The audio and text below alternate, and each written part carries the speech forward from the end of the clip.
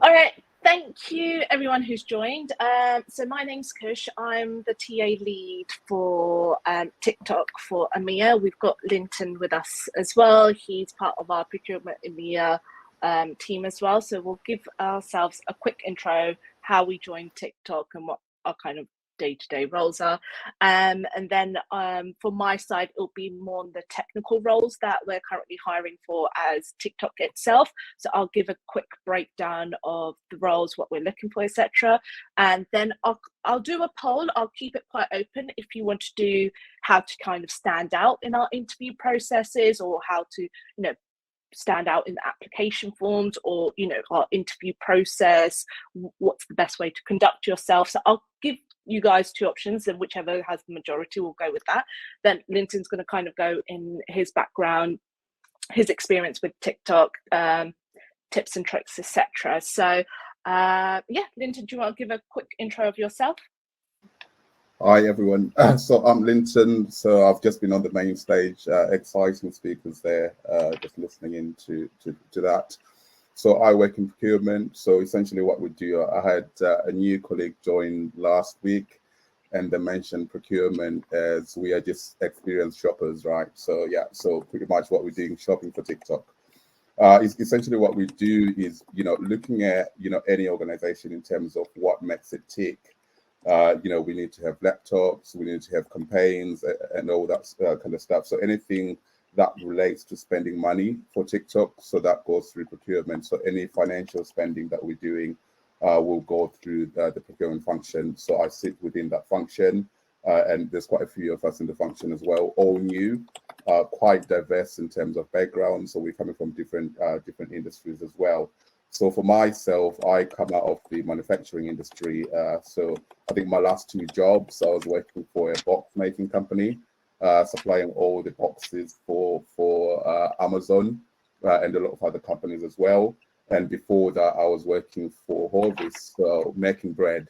So believe it or not, so I moved from making bread to working in tech.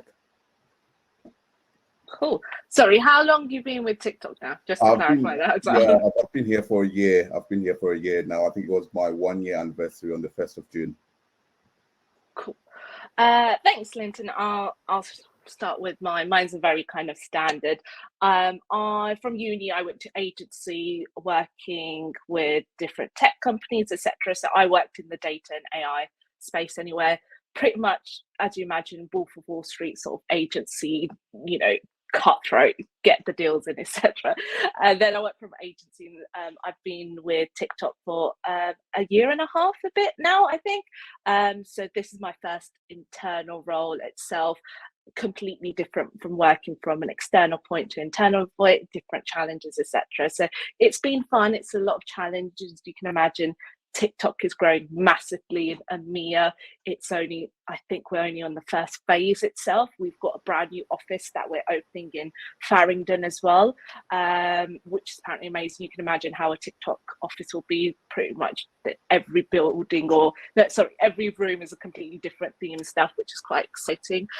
So yeah, I'll give a quick overview of, as the session says, we're just not a marketing sort of company. We're pretty much a very much high tech, high in demand company. So TikTok itself, we've been around since 2018. So ByteDance, which is our mother company, is a Chinese tech company, purchased TikTok Musically back in 2018 and merged it with their product. So it's known as Douyin in China and TikTok across the globe.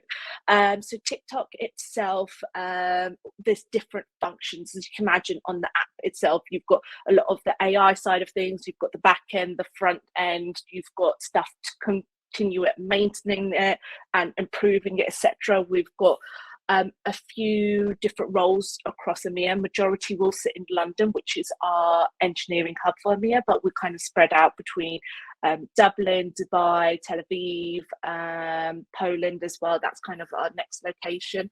I'll quickly share my screen so you can guys kind of see the roles we've got going on. Give me a thumbs up if you can see my screen. Yeah, we can see it. Cool. So yeah, the function ourselves is called Data and AI Lab, which basically is an R&D department within TikTok.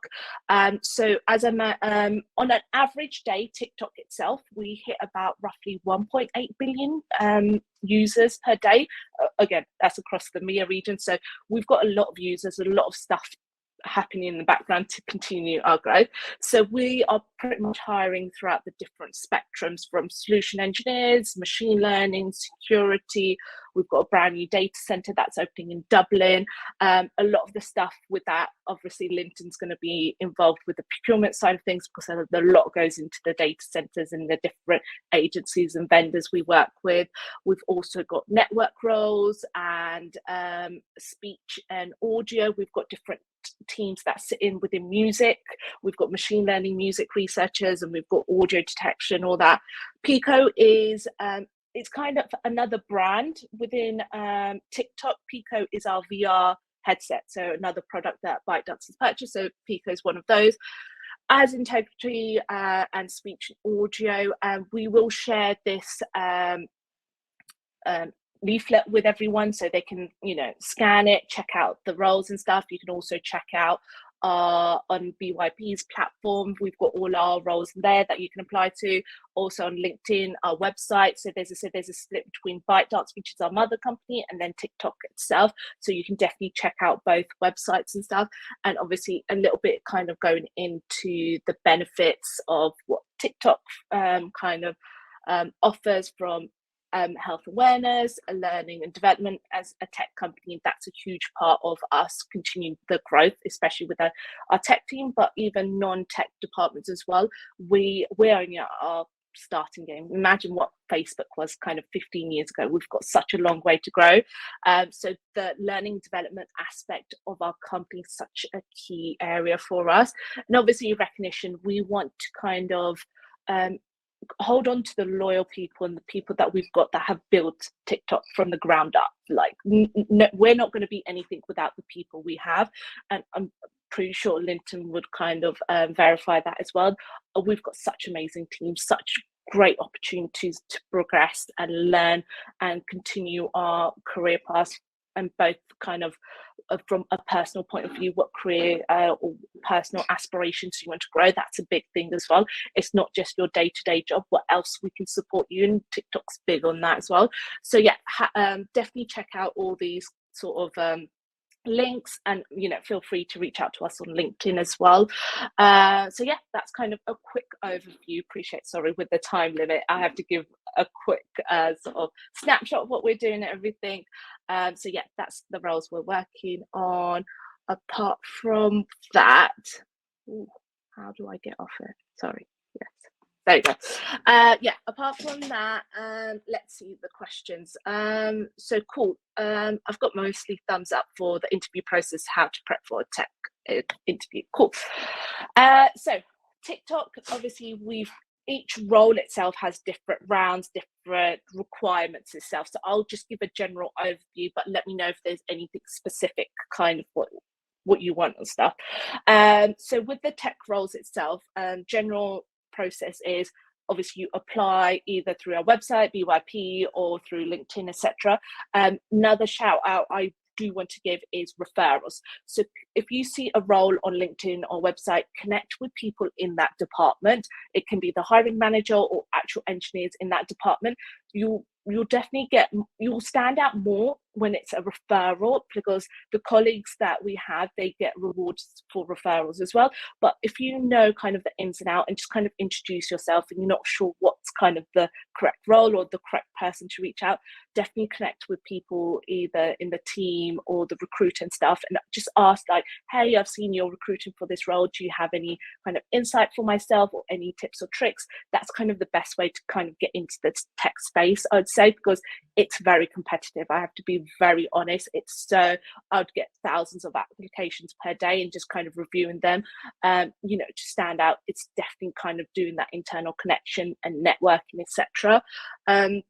with the process itself, we do a screening. I give you sort of the prep of how the interview process is going to work. We'd have different interview guides as well. One thing I saw on the live stage as well, loads of people kind of asked, if you've not come from a tech background, how can you stand out? I say the best course is kind of going above and beyond, doing, you know, those certifications, cloud certifications, getting other kind of GitHub experiences, doing stuff outside of your day-to-day job. Unfortunately, it might be a bit extra, but if you've not got the out and out tech space, what you can bring to the table, say, you know, I've got XYZ in experience in maybe e-commerce and stuff, how that will be applicable to TikTok or the product itself, this is what I'll bring. So definitely kind of maybe go in different courses or different mentorships or different online trainings that will probably kind of help you get a step up.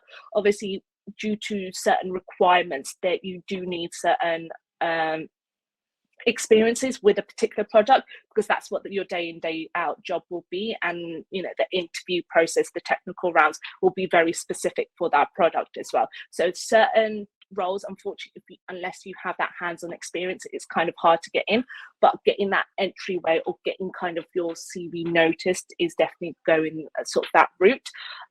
Obviously your CVs have to be not outstanding. I wouldn't say, unless you're doing a graphic design or gaming or even content creator CV, keep it kind of simple. Don't add any extra images, graphs and stuff. Just, you know, let your work show and have it, because obviously a lot of hiring managers will see millions of CVs, and you know, they, after a while, it's you know, having those extra graphics doesn't stand out. It's the work itself, stuff that they're looking for to help them with their team, etc. That's what they will be looking for.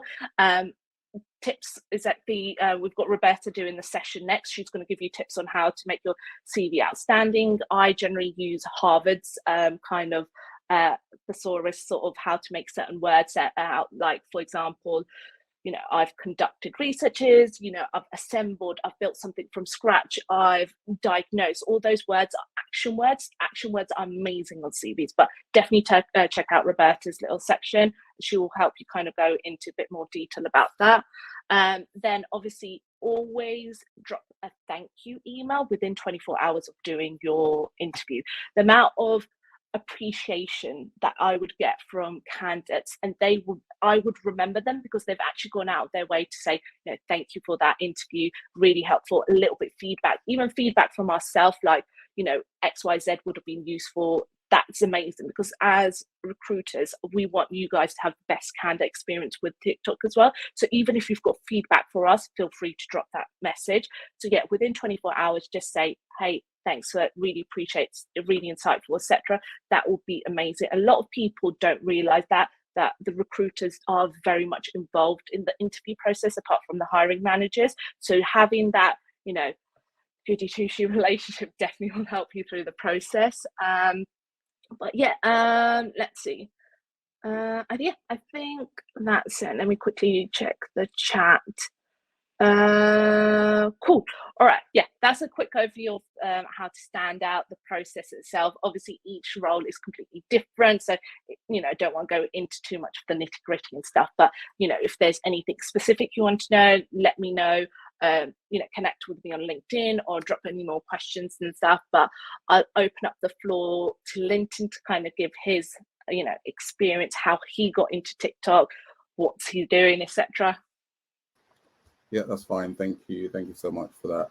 I think for me, you know, really just echoing some of that in terms of just trying to make yourself stand out. I think one of the things that I firm believer on is LinkedIn. I think LinkedIn has really helped a lot of people in terms of getting into different roles as well. I think one of the areas. So when I actually applied for TikTok, I did see something come up on my LinkedIn to say there's jobs at TikTok. And it was just an application that I made. Didn't think I would get an interview, but actually I went through the interview process. And the first time, you know, I was rejected in terms of the level I was at. And then, you know, I got a phone call back from TikTok to say, oh, actually, you know, there's now an opportunity that's been created. Usually when recruiters say, you know, there's no opportunities that meet your skills, you know, I just thought, oh, it's going to be another one of those. Thank you very much. We'll keep your CV on file. But I was actually quite happy delighted to get the phone call back to say there was something that had opened up. So I think just echoing from the main stage what was said in terms of applying a few times, that you might apply today for a role that you potentially don't have the skills for, but keep applying, because you might find something that works, or you might get a hiring manager who will look at your skills and want to engage you with that. In terms of just the working element of working at TikTok, I think like I said before, I came from manufacturing, and I think one of the things I've recognized over my year at TikTok is it's always about learning, because within procurement you're dealing with all different parts of the business.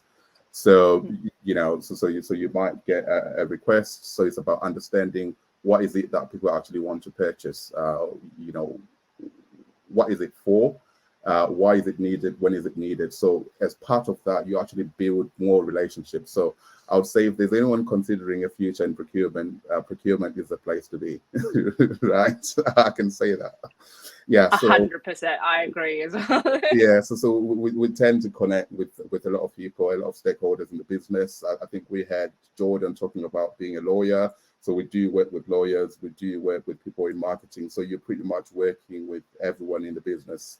I think one of the things I've also learned in terms of through my career as well is about networking, and it's about connecting with people as well, because you get a lot of different experiences. From a cultural perspective, there's things that we've learned from childhood, and I think once we go into the professional world, some of those skills, some of those soft skills will stand out. So that's something to be proud of in terms of how you sell yourself, either through the interview process and stuff. So always think about what are some of the key learning moments and how you've reflected in terms of learning, and try and sell that either through your CV or sell that through the interview in terms of how you can make a difference. I think with most tech companies, it's about getting people in that can make a difference. TikTok being as young as it is, it's growing fast, so we need to be working in a bit more of an agile type way. So it's about, I'm not always going to be working in this specific way. It's being open to different styles. It's being open to learning different things. So I think one of the big things I would say, wherever you are in terms of your career, whatever you're doing, just think about that continuous learning and think about that journey in terms of what skills do I need to do to get to the next stage. And when we go back to the discussion around rejections, for me, if I get rejected, I've been rejected for roles a number of times, is then trying to understand either through the recruitment process in terms of what is the gap from my CV, what is the gap from my skill set. And if I really want that role, is something that I then work on and making sure that I've reflected on my CV, so that when I do apply for the same role again or in a different organization, I'll be able to go through the interview process. And I think one of the biggest things nowadays is around how to make your CV, and the good thing that we've got a session on it later on as well. So I think it might just be an interesting one for all of us, just to learn in terms of what type of CVs out there are getting the attention from our HR colleagues, and then what do we need to do around it as well. So do y'all have any questions specific on the chart around procurement? No.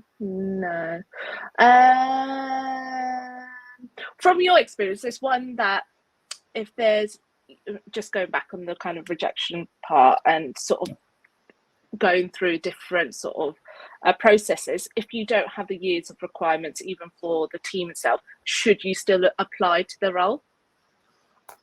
I would say yes, because for me, if you get the opportunity for the interview process, you learn something from every interview. So it's not necessarily, for me, if I look at a job and I think I like the sound of what the job is, I'll apply. If I go through the interview, I'm going to learn something in terms of, what type of questions are being asked, what type of experience they're looking for. So I would say apply and see what happens. And if I give my example as well, I didn't have any tech background, but I went through the interview process, and I think my profile, met the bill, and I managed to get a role. So I think, don't be discouraged in terms of applying around the experience side, because in some organizations as well, they might not be able to attract people with the right experience, and they might actually decide to change their requirements as well. Yeah, I definitely sort of highlight two things Linton's brought up is always ask for sort of a feedback call. I'm more, as a recruiter, I'm more than happy to provide that feedback. I'll actually go out my way to ask all our hiring teams and, you know, what was good about the candidate, what's bad as well. Because at the end of the day, if we do look to continue to hire, which most likely we are, if there's a skill gap that we have and that person's gone out their way to learn that skill, come sort of 12 months down the line and they reapply for the role, you know, that's something that's useful both for the company and the person interviewing. So always ask for feedback. Never take a rejection as a rejection, just take it as a hurdle on to the next step. And with a lot of the space that we're in, sort of tech space, if you're not a 10 out of 10 for what the requirement is, as long as you're speaking to the people and they kind of like you personality wise and they see a lot of potential in you, majority of hiring managers were like, actually we could probably hire this junior person, train them up and they'll go to the next stage, or recommend them to a different departments that might be looking for slightly junior or so, because all the hiring managers, they're all in one department and they know what each person is looking for. So, you know, try and just go out of your comfort zone and out that bubble. It'll definitely be a step up sort of in this competitive tech space. Cool. Sorry. I'm currently a data engineer with just under years of experience. We hope to work innovative. What is the best way to stand out as the most recent graduate in the interview? And there is a good chance we will be successful. A recent grad, I unfortunately don't work the grad space. Mine is all experience hires, so people pretty much 4+ years of experience. But from what I've seen that makes you stand out as a grad, it's that activeness on the platform or online. So specifically LinkedIn or any groups that the hiring manager's involved in within the research space or anything that they're interested in. I used to stalk a lot of hiring managers' pages, and they will put a lot of publications they've done or groups they're involved in. Join those groups and stuff. Get your name in front of them. Sounds a bit stalkerish and a bit bad. I used to do this 3-5-7 system where I would connect with someone for 3 days. If they haven't accepted, I'd like something on their post on the 5th day. On the 7th day, I'll try and connect to everyone around their connection. So it's very stalkerish in that sense, but it definitely gets your name and your profile in front of them. So I definitely kind of say, you know, if it's not through your CV, try and just be that personality that they can see there. How should I reach out to companies after rejections? How did you do it, Linton? Yeah, it was usually a phone call. So it depends, you know. Thanks for the tip on the thank you email, because I've actually followed up on that before. And usually when you do send a thank you email, you get a response back. So when the rejection email comes through, it's quite easy to then connect with the recruiter and just ask for feedback. So I think for me, I think it's just either through email, or if you've got their contact details, just schedule a call or just ring them up and then there you go. So I think it is important to just have that feedback loop, especially if you think you've done really well. It's good to just get that feedback. Oh yeah, definitely. Even if you're rejected, still be quite appreciative. So thank you for the time, thank you for the feedback. You've got that connection, you've got that first step in through the door, you've got someone in that company. So, you know, come sort of 6 months, 9 months down the line when they start hiring again and they've posted something on their website, LinkedIn, reach out to that contact again saying, hey, it was lovely speaking to you beforehand, just wanted to see if I can apply for the role again, or any recommendation, would I be applicable for the role? So definitely keep in contact. That's the best advice I'd give for any kind of relationship building you have with the hiring manager, people within the team, or even recruiters. Okay. Yeah, cool. I don't know if we're going to get kicked out of the session like how Zoom does it after the time, but we have actually reached our allocated time. So Roberta does have her session about CVs and how to kind of stand out in the CVs and everything. definitely go check that out. And, you know, we'll be at the networking event. Drop us a message. Feel free to connect with us on LinkedIn. Our links and profiles are on BYP's kind of pages and stuff. But thank you, everyone, for taking the time to have a chat with us. Hopefully we haven't bored you and give some great insight to you. But thank you. It's been amazing interacting with you guys. Yeah, thank you.